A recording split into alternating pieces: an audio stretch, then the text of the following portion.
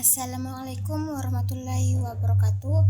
Perkenalkan, nama saya Cynthia Salsabila dari Fakultas Pendidikan Agama Islam dengan NIM 238010007.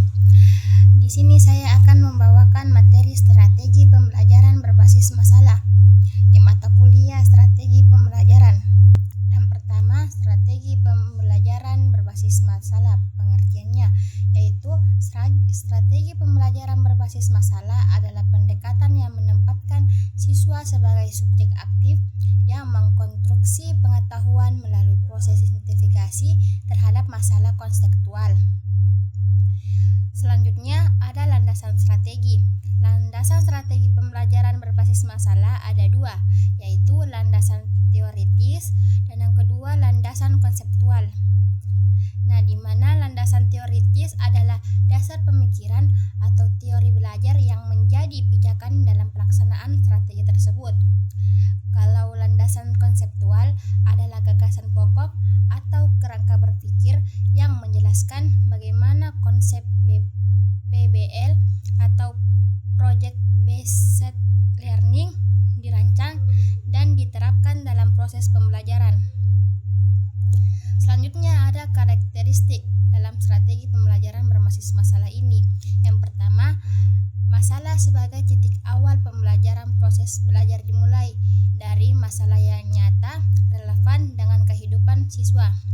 Yang kedua, berpusat pada siswa atau student centered, di mana siswa aktif mencari, menganalisis, dan menemukan solusi sendiri, bukan hanya menerima informasi dari guru.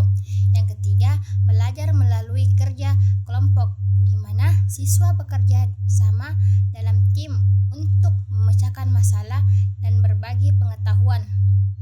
Yang keempat, guru sebagai fasilitator, di mana guru berperan membimbing, mengarahkan, dan memotivasi siswa dalam proses belajar, bukan sebagai sumber utama informasi. Dan yang kelima, mengembangkan keterampilan berpikir tingkat tinggi seperti berpikir kritis, kreatif, dan pemecahan masalah. Yang keenam, adanya refleksi, di mana siswa menilai kembali proses dan hasil belajar untuk memperbaiki pemahamannya. Selanjutnya, ada langkah-langkah strategi pembelajaran berbasis masalah. Yang pertama, orientasi terhadap masalah. Nah, di mana guru menyajikan masalah nyata yang relevan untuk menarik perhatian siswa. Dan yang kedua, mengorganisasi siswa untuk belajar, di mana siswa dibagi ke dalam kelompok dan merencanakan cara memecahkan masalah. Dan yang ketiga, membimbing penyelidikan guru terhadap siswa yang mencari informasi, data, atau solusi melalui diskusi atau penilaian sederhana. Yang keempat, mengembangkan dan menyajikan hasil. Siswa mempresentasikan hasil temuan atau solusi yang telah dibuat. Yang kelima, menganalisis dan mengevaluasi proses, di mana guru dan siswa bersama-sama melakukan refleksi terhadap hasil dan proses pembelajaran. Selanjutnya, adapun kelebihannya dan kekurangan dalam strategi pembelajaran berbasis masalah ini. Yang pertama, kelebihannya mengembangkan kemampuan berpikir kritis dan kreatif karena siswa dituntut untuk menganalisis dan mencari solusi. Yang kedua, meningkatkan kemandirian belajar sebab siswa aktif mencari informasi sendiri. Dan yang ketiga, melatih kerjasama dan komunikasi dikarenakan pembelajaran dilakukan secara berkelompok. Dan yang keempat, meningkatkan motivasi dan minat belajar karena masalah yang diberikan bersifat nyata dan menantang. Lalu yang kelima, membantu penerapan pengetahuan dalam kehidupan nyata, bukan hanya sekedar teori.